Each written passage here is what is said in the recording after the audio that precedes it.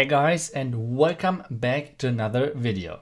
Today we want to really briefly only talk about the new tube, because as soon as the update is out, I will obviously do a couple of like army compositions you can use with the Royal Ghost, because the Royal Ghost is going to be the next event tube for Clash of Clans.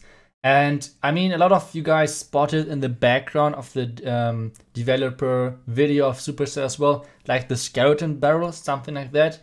And Darren said already in the forums, this wasn't intended. Like, it was just old gameplay.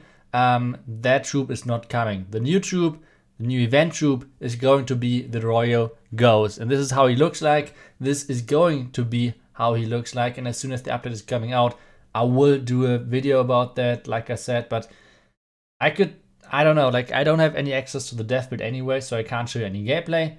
And that's why we'll concentrate even more on the war. And why I want to why I want to take a look at once again at the war is because it's a really special one, because that's our first loss, kind of as Dark Looters / Tribe Gaming in a CWL competition, because we never lost as Dark Looters. So this is kind of our first loss overall. So that was something special. But I want to show you guys a couple of more replays. And during that, I want to talk already a little bit about the near future, because you guys know the World Championship is coming up. And this means, well, I do not have as much time as I want to. And right now I'm uploading every day 2 videos on 2 channels, like, which is crazy, and a crazy amount of time I have to put into that to actually accomplish that, I guess. But this means I won't be able to do that during the World Championship, which means I have pre-recorded a couple of videos, but I won't be able to fill the entire gap with videos non-stop, because we will go we will go into the boot camp, or into a boot camp. Damn, what is going on? Where's my Wi-Fi? That's how I do not lose connection. That would suck. What is... Okay, thank you. Okay, so we will go into a boot camp round about 1 week before the tournament actually starts, which means I will start driving this Thursday / Friday, and after this I'm out, which means I can't record any videos anymore, which means I have to pre-recorded a couple of them. For example, stuff like how do you attack when one of the heroes, for example, is upgrading, stuff like this. A couple of more guides, obviously. I recorded a Town 12 base, and that will be coming out in the time where I'm not here to record. I hope that's okay. And something you guys can already be happy about, at least I hope so, you will be happy about it, is that obviously as soon as the World Championship is over, you guys will see quite of our bases posted on my YouTube channel.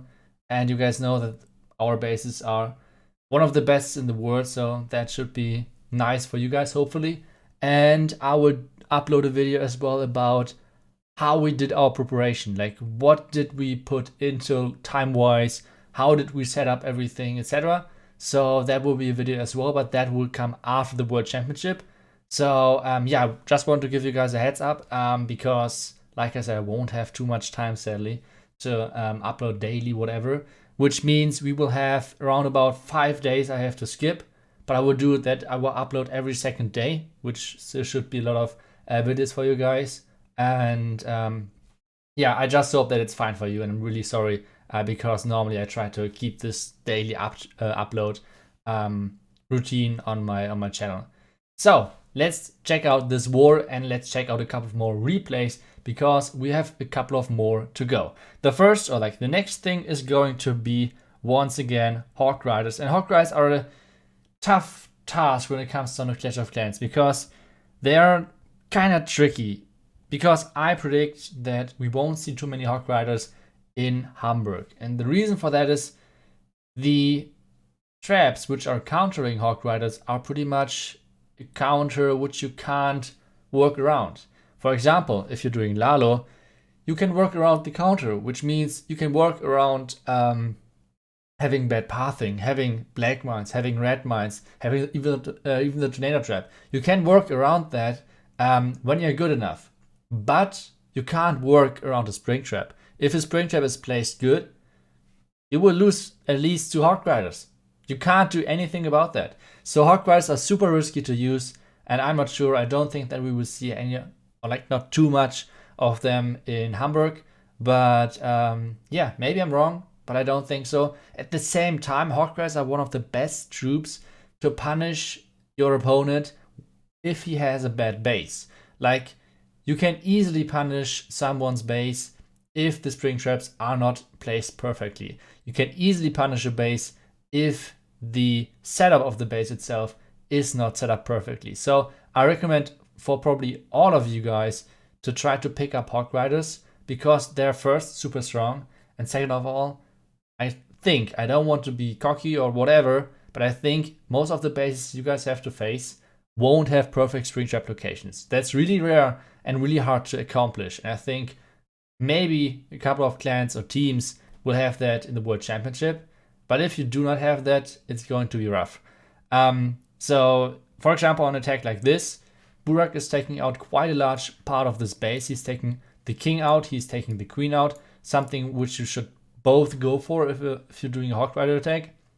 And then he's coming in with the Hawk Riders with for the rest of the base, which means like this part is getting taken out by the Hawk Riders, and meanwhile the other part, the right side, is getting taken out by the queen. And we have the Slammer as well coming in to actually give him a little bit more of power, more Hawk Riders, which means even though he's hitting a couple of springs, he won't lose too many Hawk Riders. And this being said, it's just in the end like a huge overkill.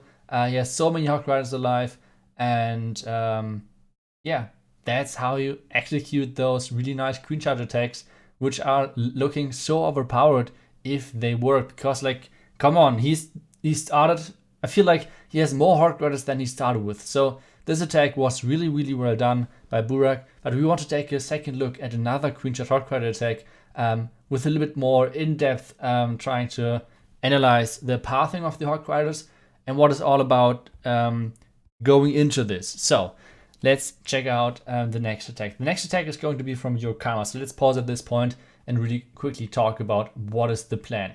First off, you guys can see whenever you have a path without having to break into the base, you can consider doing it. Stuff like this, stuff like this, or stuff like this. You always should consider those walks, because normally that are kind of easy to work around the counters which the base builder tried to do. So for example, this Inferno Tower should cover, or like is planned to cover, for example, this entry. We have this Inferno Tower covering or trying to cover this entry. We have this Expo out of reach for this entry. So we always have something which is trying to counter the entry, but if you execute it perfectly, you can work around that. So for example, what is Yokama doing? He's queen charging into this, but with deploying the healers more on the right side, this means that the Inferno Tower will be out of range. If you take a look at the range of the Inferno Tower, the healers won't be in range anyways. So this is like the first nice thing. Then he's taking out the enemy king, enemy town hall, and enemy queen. This tells you normally that you can go for Hawk Riders. But what is the Hawk Rider pathing? Like, what should he go for when he's talking about the pathing? And that's pretty interesting, because after his charge, he took out, let's mark everything, something like this. This is going to be what he's taking out of the base when he finished with this queen charge. But now take a look. Where would you enter with the Hawk Riders and why? The answer of what Yokama is doing is he's starting up from the top side, but he sees that there's a huge gap which his Hawk Riders has to cover. Like from the outside, Arch Tower, into the core pretty much, for the Eagle and Sweepers and Expos. But what is he doing? He is actually using the Slammer to funnel his Hawk Riders, because with this, with taking out all of this, this is going to be the new distance, which is way smaller, and the important thing about this attack, because now let's take a look at how he's executing the Hawk Riders, because you see they're always on their really small path, which means those spells are way more effective. That's all about when you're doing those queen charges, those Hawk Rider attacks, like overall attacks, try to maximize the value of your spells. That's what it's coming down to. So now he's starting off with his Slammer on the left side, and this means he always has his big group of loons in the middle. Like, this is pretty much the path of the big group. It's really, really slim, which means he can easily heal all of his Hog Riders with those heal spells. Like, he's hitting those Hog Riders, and now the last heal spell for the back end onto the Inferno Tower and the Wizard Tower, and this is an easy triple for him. Nicely done by your Karma. And this is how you can execute those Hog Rider attacks. And I don't know, I didn't really see any of those Spring Traps. I don't know if I'm blind in the end that we had once again one, but except that we did not have too many of those Spring Traps. So something which he could easily work around. And let's imagine there were a couple of Spring Traps up here.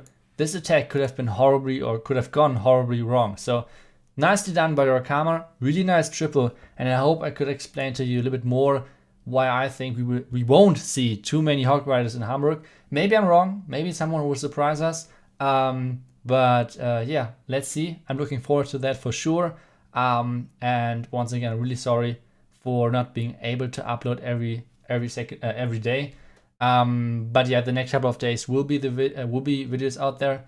But I think, let me check. Yeah, so the last daily upload video will be in 3 days, and then every second day. So I'm really sorry for that.